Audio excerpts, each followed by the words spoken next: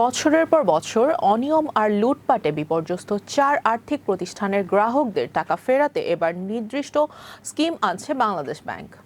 প্রস্তাবিত এই ব্যবস্থায় 10 লাখ টাকা পর্যন্ত ব্যক্তি আমানতকারী পুরো টাকা ফেরত পাবেন। এর বেশি আমানত থাকলে অর্থ ফেরত দেওয়া হবে ধাপে ধাপে, আর আমানতের পরিমাণ বাড়ার সঙ্গে প্রথম ধাপে ফেরতের হারও কমবে। চলতি সপ্তাহেই স্কিমটি ঘোষণা করার প্রস্তুতি চলছে, তবে গ্রাহকদের হাতে টাকা পৌঁছাতে প্রয়োজন হবে সরকারের অনুমোদন এবং নির্ধারিত তহবিল ছাড়। অবসায়ন প্রক্রিয়ার অংশ হিসেবে আবিবা, ফারিস্ট, এফএস ফাইন্যান্স ও ইন্টারন্যাশনাল লিজিংয়ে প্রশাসক নিয়োগ করা হয়েছে।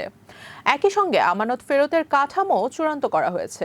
বাংলাদেশ ব্যাংকের পরিকল্পনা অনুযায়ী 10 লাখ টাকা পর্যন্ত ব্যক্তি আমানত পুরোপুরি ফেরত দেওয়া হবে, আর 20 লাখ টাকা আমানত থাকলে প্রথম ধাপে ফেরত মিলবে 90%। 30 লাখ টাকা আমানতের ক্ষেত্রে প্রথম ধাপে ফেরত দেওয়া হবে 85%।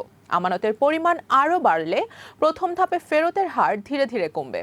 শুধু কত টাকা ফেরত দেওয়া হবে তা নয়, পুরো প্রক্রিয়ার সময়সীমাও স্কিমে উল্লেখ করা থাকবে।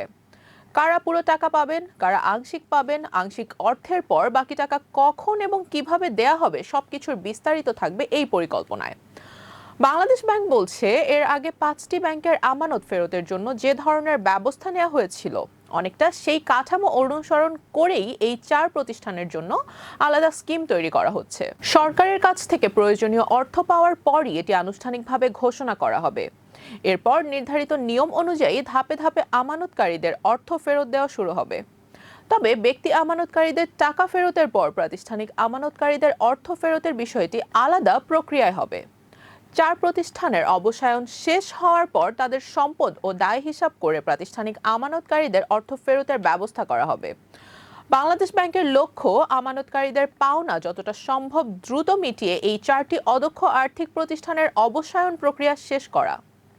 একই সঙ্গে দীর্ঘদিন ধরে চলা অনিয়ম, দুর্বল ব্যবস্থাপনা ও আর্থিক সংকটে থাকা প্রতিষ্ঠানগুলো থেকে বেরিয়ে আসার পথও তৈরি করা। এখন অপেক্ষা সরকারের অনুমোদন ও তহবিল ছাড়ের।